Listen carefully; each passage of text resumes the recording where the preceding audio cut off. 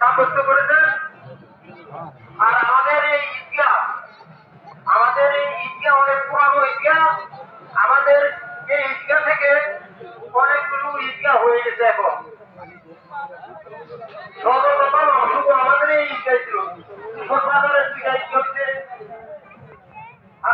ফরিদপুর ঈদগাহ হচ্ছে, লেখানগর ঈদগাহ হচ্ছে, এগুলো তখন ছিল না। এখনো আমরা এত পুরানো ঈদগাহ আমরা কিন্তু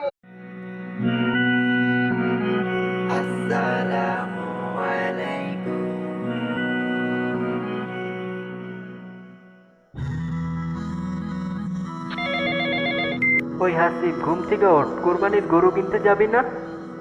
কুরবানি কুরবানি এলো কুরবানি কুরবানি কুরবানি কুরবানি এলো কুরবানি